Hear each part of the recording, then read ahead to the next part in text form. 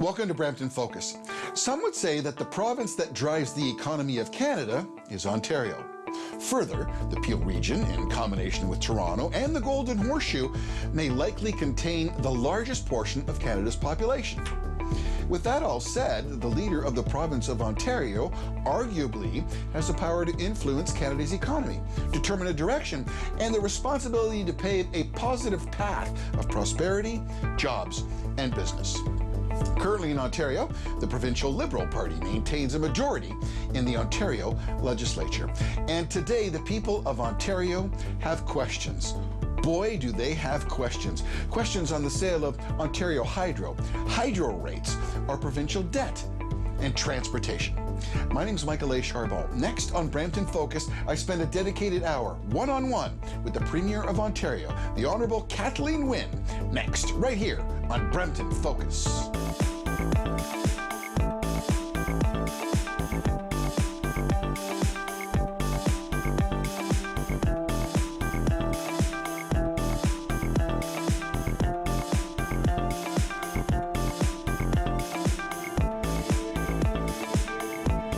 Welcome back to Brampton Focus. Well, she was born in Toronto. She grew up in Richmond Hill. She attended Queen's University.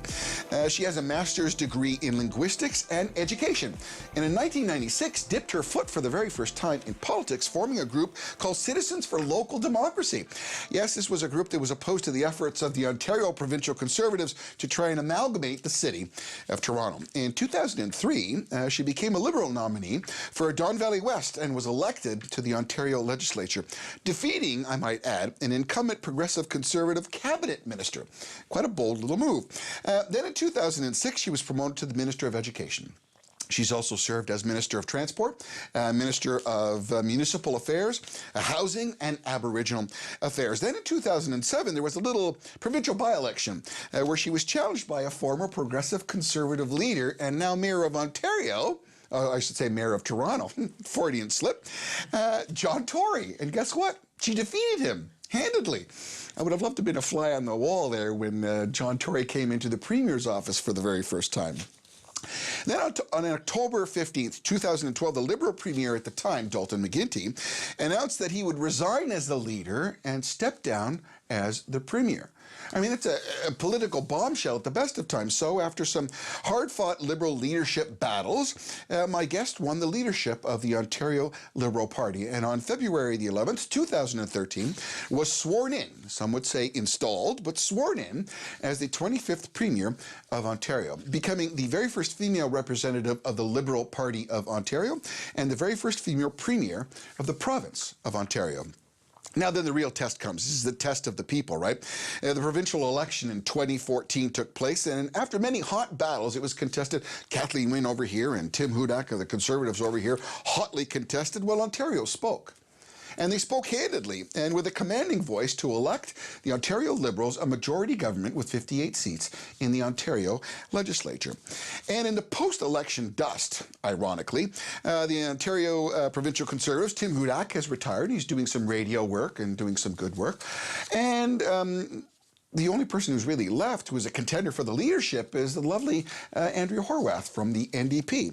So it gives me great pleasure to introduce you to my guest that we're going to spend the next hour with talking about politics and talking about Ontario. The leader of the Ontario Liberal Party and the leader of the Premier of Ontario, Ms. Kathleen Wynne. Thank you, Michael. That's a great introduction. And John Tory and I are good friends, by the way. No prompter, and I like John Tory. Yeah. So there you are. I'm going to start off. Here we are in the throes of 2017. Right. It's just the beginning. 2018 is an election year, so everybody's posturing. I want to get your indication. Where does Ontario stand now? That's our opener. Where do we stand as Ontarians right now? So right now, in terms of our place in the country and quite frankly in the global economy, Ontario is doing very well. You know, we're one of the leaders in economic growth in Canada. There's a projection that we will be the leader of the pack this coming year. We're the leaders in terms of foreign direct investment in Ontario and in Canada, and we've got an unemployment rate that is below the Canadian average and has been for many months. Having said all of that, Michael, there are still some people in the province and some regions in the province that are not sharing in that economic growth as evenly, you know? So it's uneven growth, and that's one of the things that concerns me, because I want to see inclusive growth. Are we positive? We're positive. Okay. We're doing well. So now we get to nitty-gritty. Yep. Those are pleasantries, what we just exchanged, as they would say.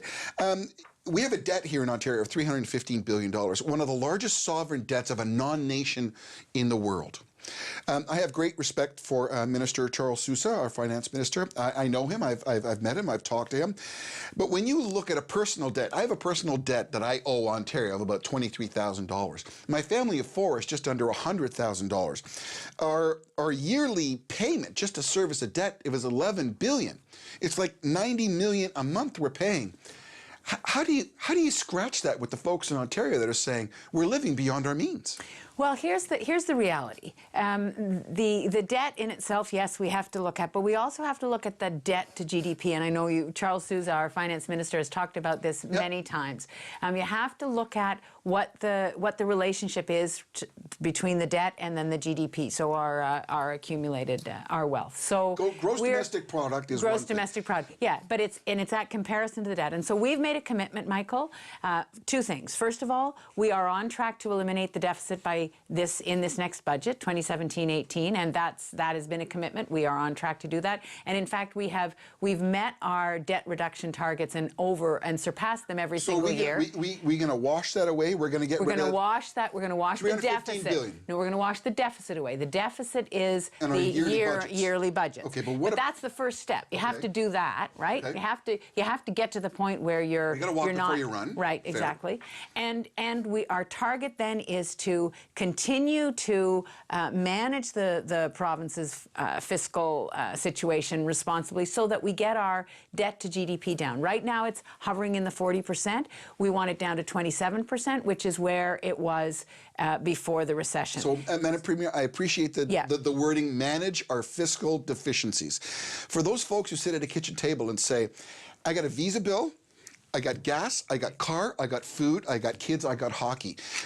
They can't carry that kind of debt. No. Are we living beyond our means? Are we smoking the drapes and saying that $315 billion is a manageable debt that we're going to move forward? So, in fact, in terms of, it's a huge number, Michael, and you and I, it's really hard to imagine those numbers. Yes. But we made a decision as a society that we needed to make investments. We need the kinds of investments that will allow us to expand the 410, for example, will allow us to invest in a university in Brampton, will allow us to build LRT. Though? Well, I mean, are we not seduced by our own?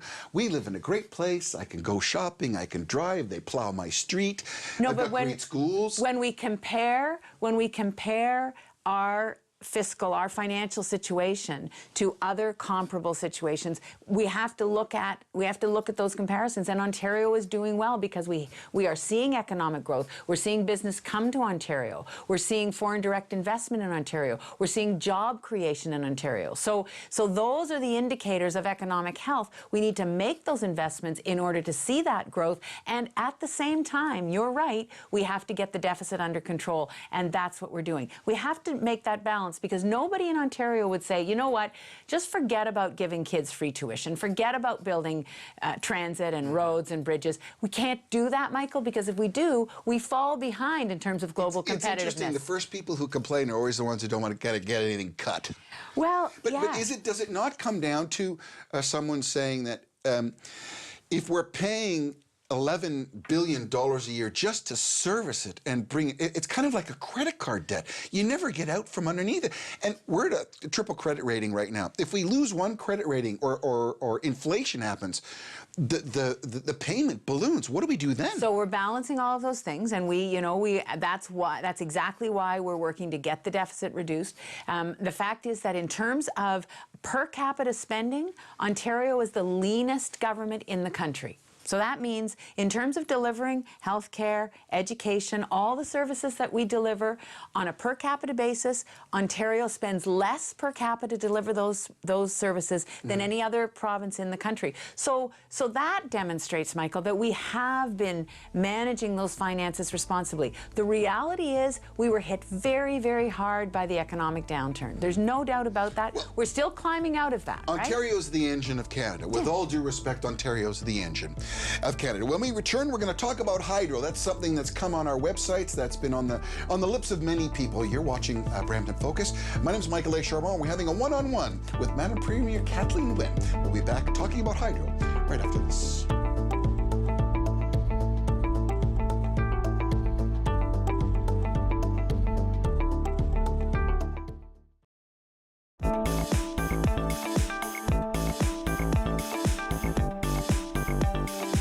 Welcome back to Brampton Focus. Well, you know, the Ontario legislature today has 107 seats. Some interesting things. The Liberals hold 58, NDP 21, and the Progressive Conservatives 28. In 2007, the seats came to 107, but ironically, it went as high as 130 seats. That was in the Bob Rae and David Peterson days, 1985, way before your time. And then in 1867, when we started our wonderful confederation, they had 82 seats under the Conservative leadership of John Sandfield MacDonald.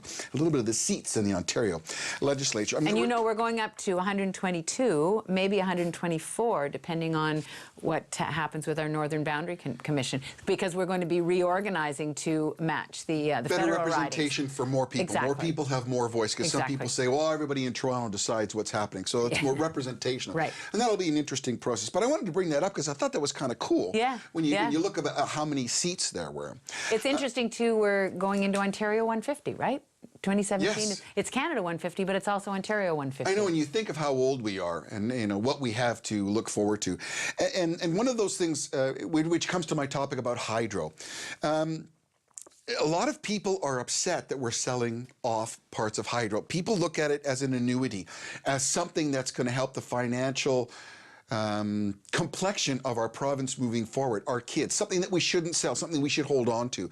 I mean, there's even talk about the LCBO, about the OLG, all these things that generate money to keep us in the style by which we as Ontarians appreciate to live.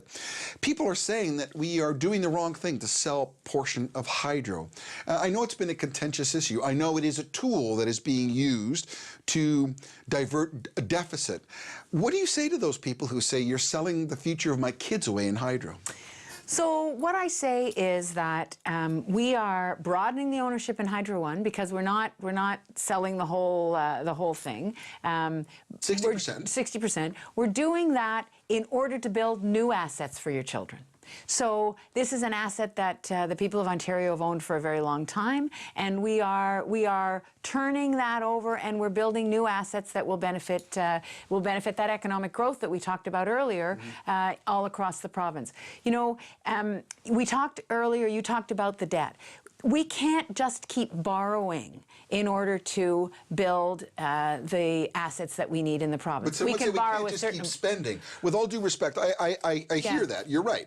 We can't keep borrowing. But some would say we can't keep spending. But is it not a false sense of logic to take something which generates that much money every year that returns to us? Well, first of all, there will still be a return, and we, as we made those decisions around Hydro One, we looked at just things like the LCBO, and we're maximizing the return so that we actually get the same dividend every year. But if we don't make investments, Michael, if we don't invest in roads and bridges and transit around the province, if we don't invest in hospitals and schools, we won't draw the business that we need in order to continue to grow. That economic growth that you're seeing in Ontario is because we have worked with businesses, we have helped them to invest and expand.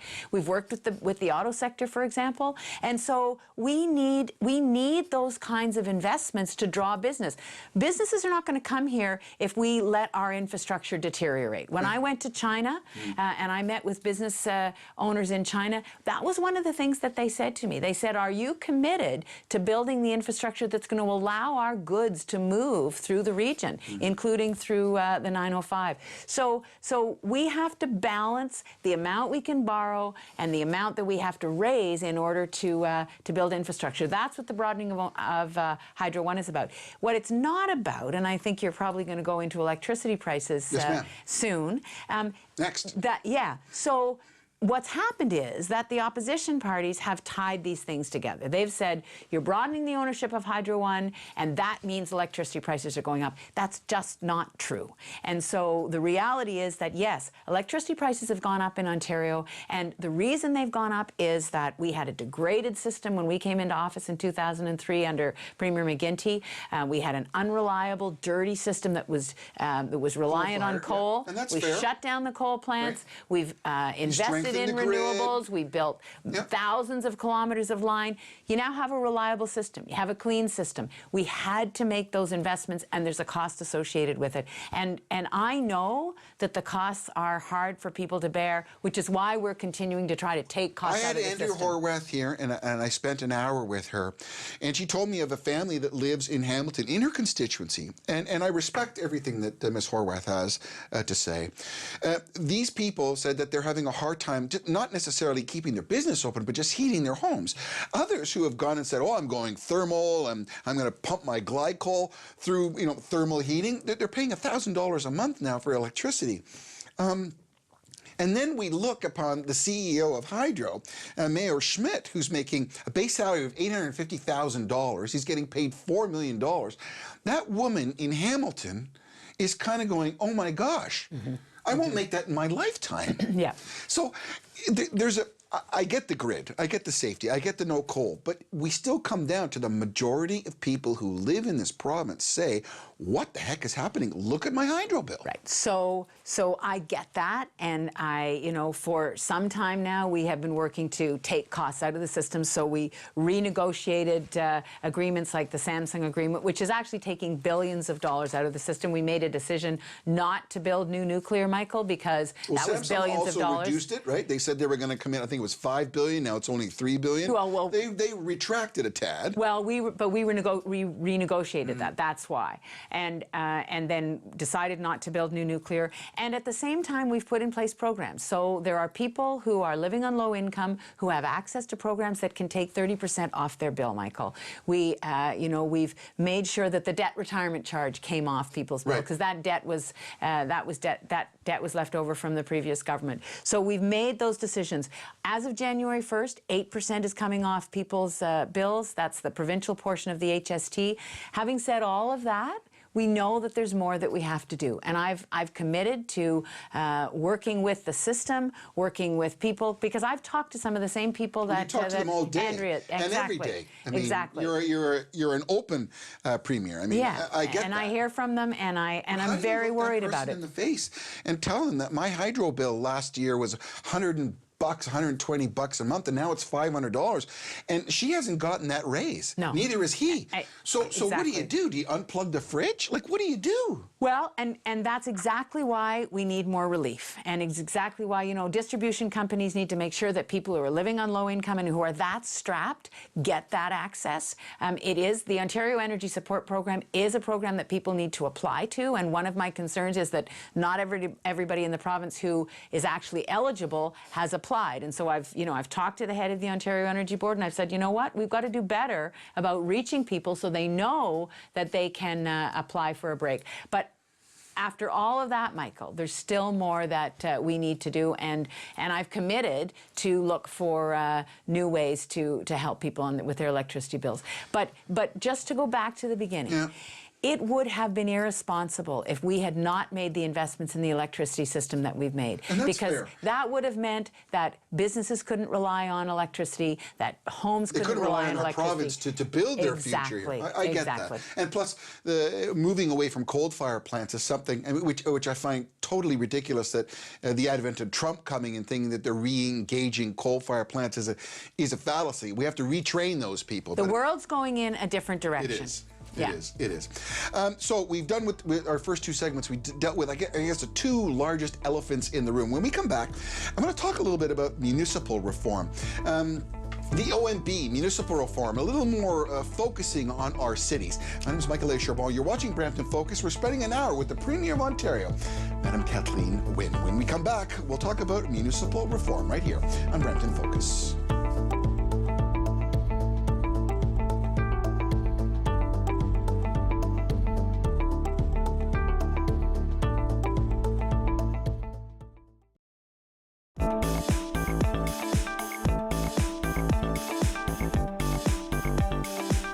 Welcome back to Brampton Focus, our talk with the Premier of Ontario, Madam Kathleen Wynne.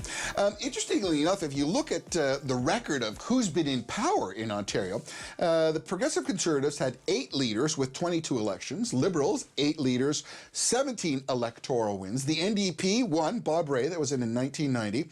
And there's one other one. It was a gentleman whose name is Ernest Drury. He was a soldier in 1919 after World War I finished. He was the United Farmers Party, and they won a seat. Very interesting. And at that time, they only had 111 seats in the legislature. Today, the Liberals command 58, a majority. And with 2018 happening, it's election time, isn't it? Have you been watching? A year and a half. Yeah, but it's still, we're already into the silly season, as one would say. You look on the internet, etc., you see it all. When we left, I said I wanted to talk a little bit about municipal reform. You know, as Peel's population, Brampton, Mississauga, Halton, etc., as we continue to grow, our infrastructure needs are as important as anybody else because we are very much the engine, with all due respect to the rest of Ontario, that pushes things. Most of our infrastructure is supported by our tax base.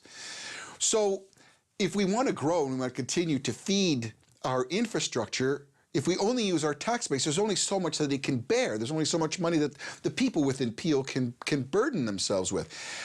How do you look at that as the Premier of all of Ontario to a sector in Peel that may be important to make sure for the goodwill of all that we need to give them a little more infrastructure, or we need to not make it so dependent on their tax base to help our reform for municipal aspects? Well, it's a great question, Michael, and it actually ties into our earlier conversation, whether it's about the revenue that we're raising in terms of Hydro One, or whether it's the investment that we know we needed to make in order for the economy to grow. And so I believe very strongly that partnering, the 3 levels of government partnering together is the way we need to move forward. I was thrilled when Justin Trudeau was elected with his commitment to infrastructure, and we are already seeing that he is, you know, he's working with both the municipal and the provincial level to make those capital investments that are necessary. The same party form. I mean, Liberals within Liberals. Well, we would hope that you would work together. Well, both yeah, on the same exactly. team. No, exactly. But you know, it doesn't always mean that we have exactly the same.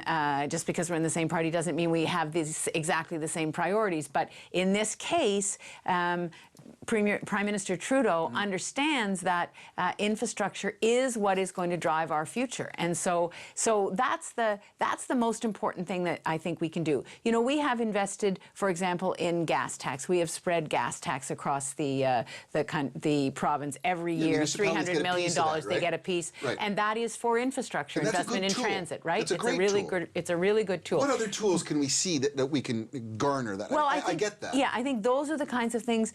What's happening right now is there's a really active discussion. I know you've heard Mayor Tory from Toronto talk about tolling roads, oh, that's right? I wasn't going to go there. They're talking. What if they put a toll on the 407? I mean, I was talking to our mayor, Madam Jeffries. I mean, so as soon as are we going to put a price on everything? So as soon as you start talking about tools, that's just a euphemism for raising money, right? Yes. And so yes, we have to talk really honestly about, you know, the province is making huge investments. We're investing $160 billion over 12 years. Well, we have put in place. Madam Premier, do you support tolls? Yeah, I mean, high occupancy toll lanes. We ran on that, Michael. We ran on high occupancy. There's a difference between high occupancy, where you pay for play, which is cool. If you want to sit your butt solely in a vehicle and you want to pay to have that fast lane and you pay for it, I'm all for that. That's fine.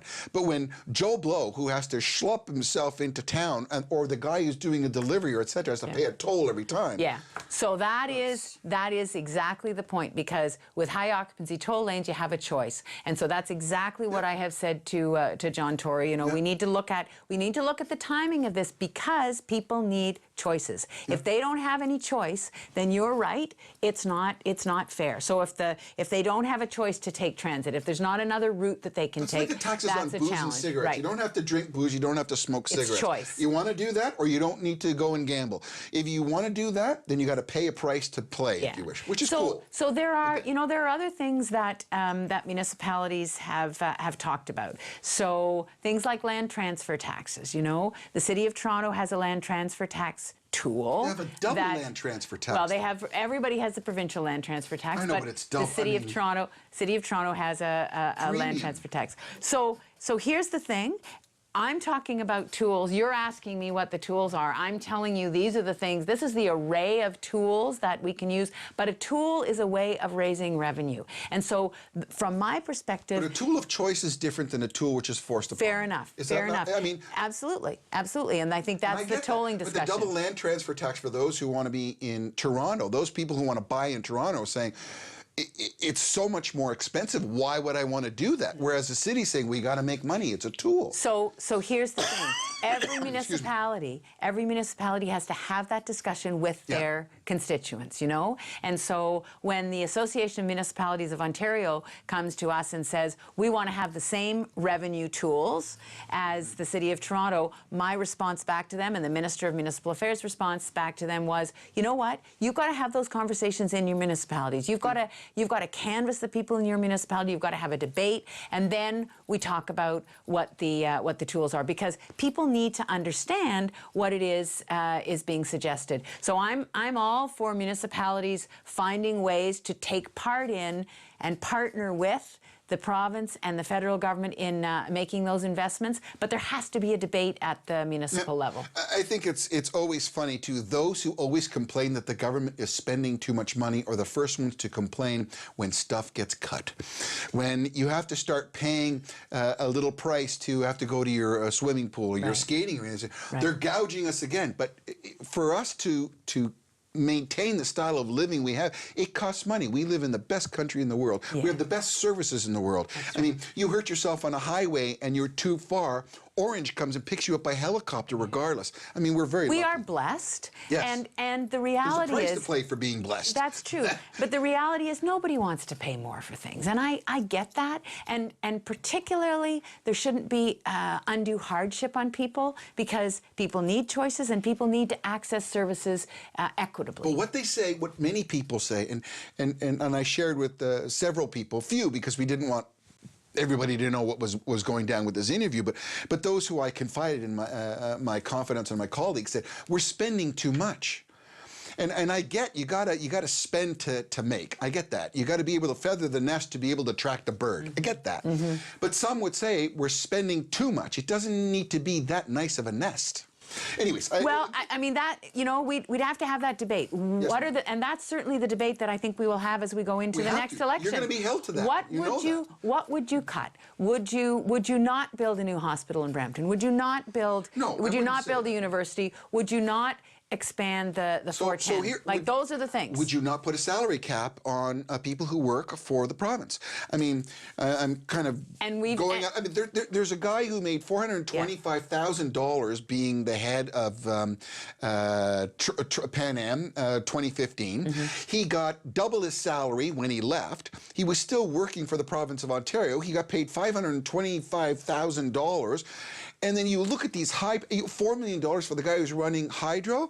I mean, should we not, as a province, say that it's beyond? Well, we have, Michael. We've got a range. We do have caps on salaries. We have ranges. But, and Andrea Horwath agreed with this, you know, there have to be exceptions. If you've got somebody who's running a nuclear facility or running, you know, a very specialized industry, and you're trying to attract the best. We want the best running our nuclear facilities. But how much is too much? Well, How much is too much? That's an international question, because we're actually having to bring people from other countries often to compete in these, because we need the best. But that lady in Hamilton, whose hydro bill went up to $500, doesn't give a rat's whatever it is. She That's doesn't. true. She would run. She couldn't run hydro. Not to say that it's not the capability, but it's just when you look at this, it's kind of like, guys, you're set for life. You don't have to do anything else. But Michael, oh my God. But Michael, there are huge inequities. So one of the things we've done as a government is we have put more money in our budgets over the last 3 years to pay personal support workers, the people who look after seniors, people who are not able to look after themselves, whether they're seniors or, And so we put more money in those salaries so that they could have a decent wage. Now, they're still not earning a huge amount of money, but they'll earn $16 an hour rather than $12 an hour. And that's an important thing. So does that mean that our society doesn't value that work the same way? And it doesn't. It's just the fact is there are inequities. What government exists to do is to try to even that out to the best of our ability and make sure that people get the services that they need. It's a struggle every single day to do that, because I know that there are people in this province who are suffering, and my job is to figure out how we can support them. When we come back, we continue our discussion with the Premier of Ontario, Ms. Kathleen Wynne. My name is Michael Charbon. You're watching Brampton Focus. Back right after this.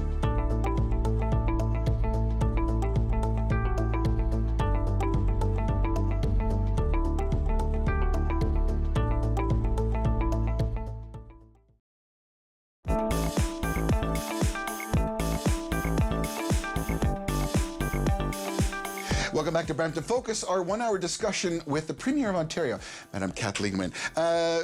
When we left, we talked a little bit about municipal government. I wanted to touch on the OMB, the Ontario Municipal Board. That's where if a city says, Mr. Developer, we don't want you to build here, the people in our city say, we don't want you to build here, the builder goes, well, I'm going to go to the OMB, the Ontario Municipal Board, and he appeals to the Ontario Municipal Board, and they have the ability to overturn what a city and a municipality decided what they thought was the best thing for their constituents.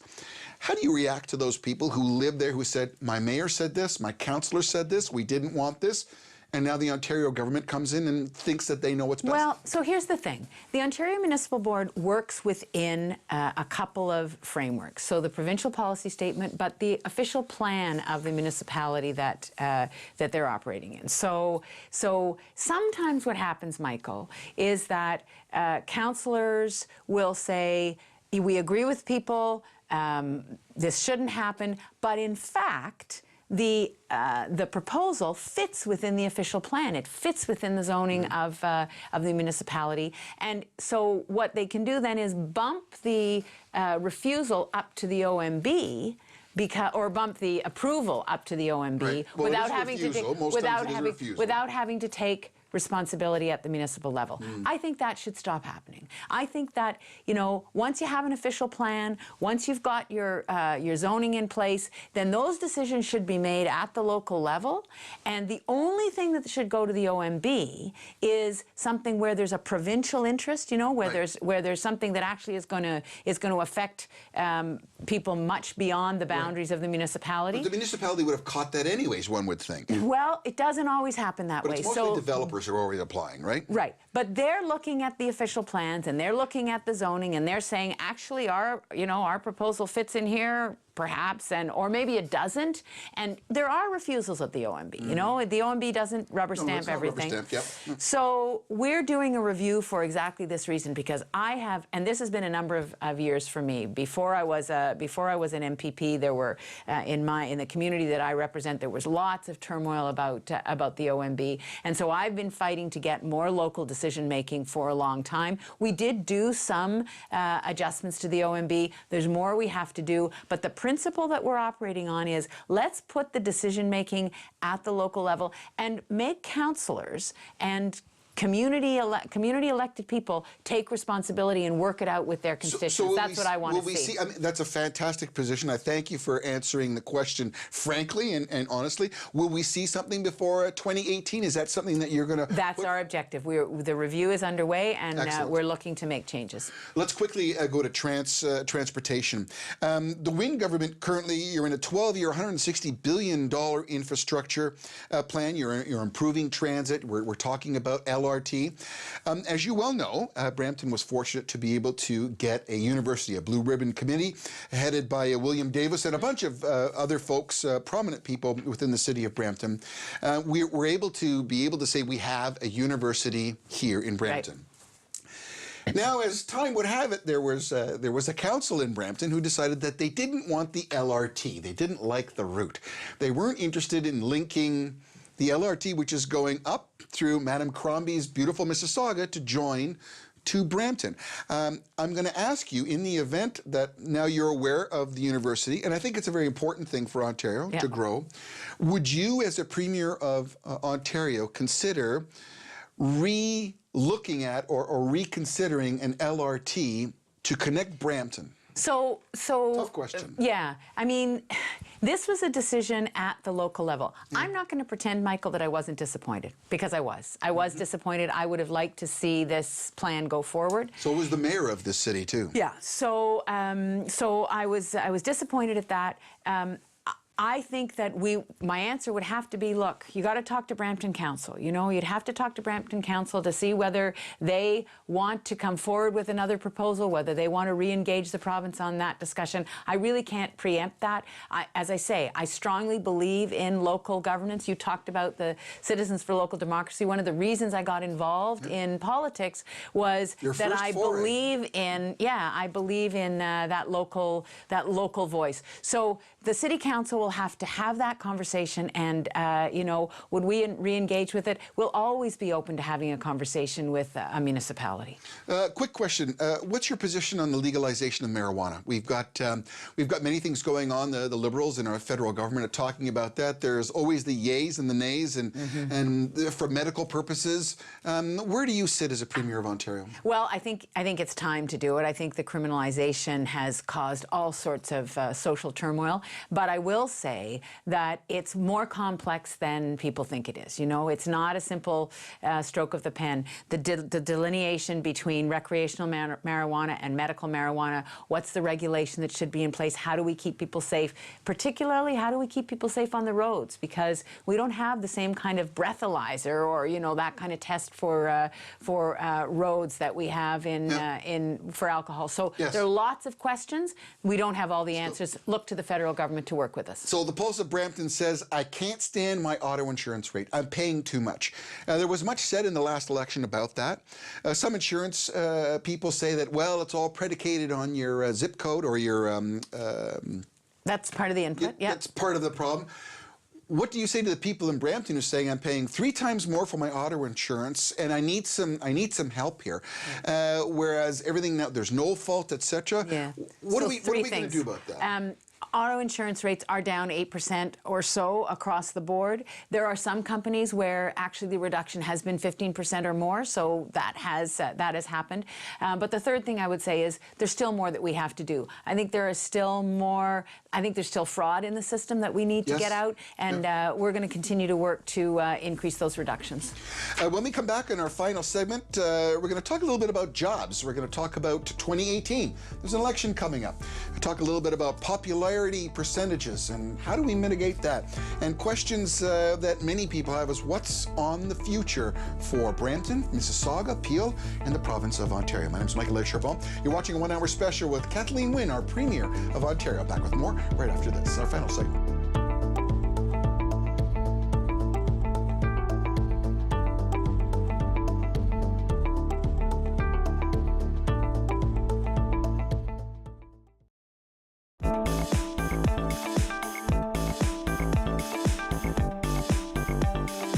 Welcome back to Brampton Focus, our final segment with the Premier of Ontario, Madame Kathleen Wynne. When you talk about education, it is the hallmark of what we all want to have the best for our kids. We're very fortunate in Brampton. We just got acknowledgement of a new university. I want to ask you two things. One, I know your party has been very much focused on free tuition, and that is something to educate all, and as water rises, all boats rise, as one would say. Talk a little bit about the free tuition, and also want to know a little bit about what is the process by which you as a province look to a university and how important that is for Brampton. So just on the free tuition, what we know is that kids from high-income families participate in post-secondary education at a much higher rate, at a over 75% rate, as opposed to kids from low-income families. It's closer to 40%. So that gap has got to be closed. So starting in September 2017, kids from low-income families, $50,000 or less, will actually have free or better than free tuition, and right up to families with $160,000, they'll continue to get help with tuition. So we recognize that it is critical that we close that gap, and that everyone who is wanting to go to university, wanting to go to college, has access.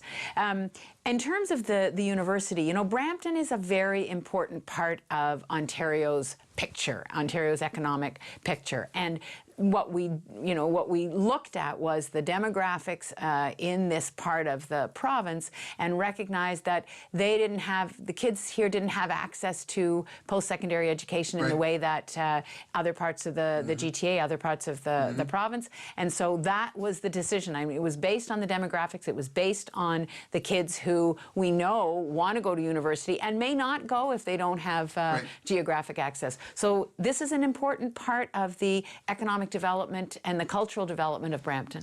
They say in Brampton, we want to be able to keep people in Brampton, working in Brampton, and not going away, because there's such a purge of people. We talked about infrastructure. What is your dream if you could wave your magic wand as far as connectivity from Brampton, Mississauga, Toronto, the Golden Horseshoe? Is there a master plan in your mind that you wish you could, if you had that magic wand, that you could wave to make it work? Well, I'll tell you, part of this dream is based on my own personal experience. I lived in the Netherlands for 3 years when I had my first 2 kids in the Netherlands, and I rarely, if ever, used my car. I could take my kids, I could get on a tram, and I could go anywhere in the area, or I could ride a bike. The bike lanes were fantastic. Yes. So that's kind of the vision that I hold. I think that we need to give people the opportunity to have affordable transportation, affordable transit, and allow them to move around the GTHA and beyond. I think that is, as you say, a hallmark. I mean, to use that word, it's a hallmark of a modern city, and I think it improves people's quality of life, it improves air quality, it improves the environment, and that's the vision that we're pushing, and that's why we're making the investments that we're making. When you look at popularity numbers, and that's always tough. They say poor people want to be rich, rich people want to be powerful, and powerful people want to be elected so everybody could tell them how great they are. We also look in politics that you try and give all the bad medicine at the beginning so that the sweet flavor of promises of election comes. It makes it easier for the populace to kind of forget about the sour taste. Your popularity numbers are a little tough right now. We've got a lot of stuff, the hydro that's come out, a lot of things.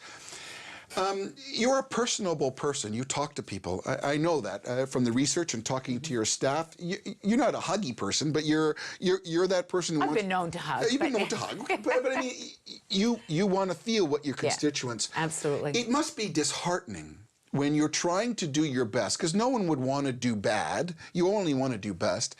How do you deal with that emotion that people aren't really liking what's going on? How do you deal with that and still lead? Well, what we know, Michael, is that the things that we are doing, making sure people have better retirement security. We led the fight for a better CPP plan. We are making investments in exactly the kind of transportation, education initiatives that people need and are asking for. My personal popularity is not really the point. You know, I didn't. Our plan for Ontario wasn't about my personal popularity. It was about economic growth. It was That's about a great jobs. answer. But it's true. But how do you feel when you get up in the morning, Madam Premier? You only want to do best for the people in this province. Yeah. And when you see the vitriol that's on the web, when you hear the stuff that people say, the disrespect, like you really, it's like you gotta lace up your skates. You gotta go back out there again. You haul yourself up. How do you do that? I mean, it's not literally, just you. literally, I get up in the morning, I go for a run in the dark, you know, I read the newspaper, and I every day work to make the best decisions for people that I can. Okay. I mean, that's how I do it. Let's move forward. Yeah. Let's move forward. There are so many things that Ontarians have to look forward to. You have a plan. We are now going into 2018. It's election time. If you were going to talk to the folks at home, what can they look forward to? What is the faith that they can put in your hand and in your lap and in your party's control that you are going to lead us to continued prosperity? Things are going to get better. There's a light at the end of the tunnel, and what can we look forward to? Well, can look forward to continuing to create jobs. You know, that's the most important thing that we can do so that families can look after themselves and care for each other. Look forward to, as I say, free tuition for kids who might not otherwise have access. Moms and dads who are looking for childcare for their kids, we're going to build 100,000 more childcare spaces, so 20,000 childcare spaces next year, and that's for those 0 to 4-year-olds. And to go back to the electricity prices, which is on everyone's minds, we are going to work to make those electricity prices come down. So those are the things that we're working on. And as I said, every day when I come into my job, I'm looking for ways to help people in the province, and I will continue to connect with people all over the province. I've said I'm going to go to all of the ridings, as I have been doing over my term. I'm going to continue to do that, to connect with people, to listen to them, and to make sure that the things that we're doing are actually addressing their needs. So healthcare is a big thing. Our population continues to age. Here in Brampton, we have the new Peel Memorial. There's 2 more phases to be brought into Peel Memorial. How do you see the province participating in helping Brampton in increasing our hospital care in anticipation of increased immigration and growth of our city? So let me just talk about the context. You know, it is about hospitals, and we will continue to work with Brampton, but it's also about home care. It's about mental health. It's about making sure that those supports are in place. Probably the #1 concern on people's minds is caring for their aging parents, their teenagers who are having mental health concerns. Those investments we have to make. That's exactly why, Michael, we're having a difficult conversation with the federal government right now. You know, we need the federal government to partner with us and make sure that they pay their fair share. They're paying around 20% of healthcare costs in this country right now. The original deal was 50-50. So we will continue to work to make those investments. It is partly about hospitals, but it's also about community care, mental health care, pharmacare. You know, how do we make sure that those are all in place? And that's ongoing work. Quickie question with about 3 minutes left. Carding.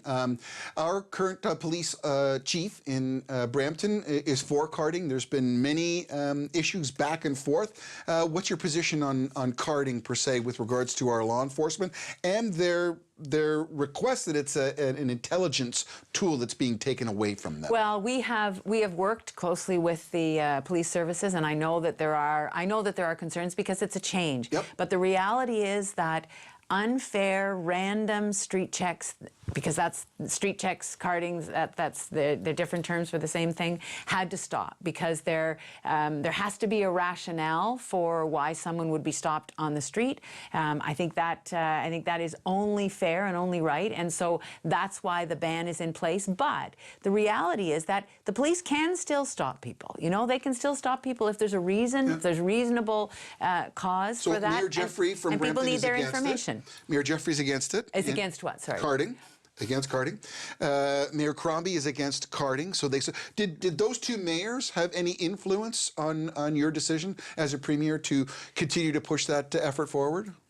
They were voices among many who were saying this is something that has to stop, you know. But there were community groups, there were individuals, and there were elected officials who said this is something that is not right, it's not fair, and it's disadvantaging particular racialized groups, particular young people. And, you know, it's not just about one group. In the north, it may be Aboriginal kids. In some parts of the province, it could be other racialized groups. But the reality is that those random stops had to be regulated, had to be stopped. And we have not, you know, because I really believe there has to be a balance. We have not taken all of those tools away from police officers. They do fine work. Police officers in this province do fine work. They work with their communities, they know their communities, and they keep their communities safe. So with a minute left, yes.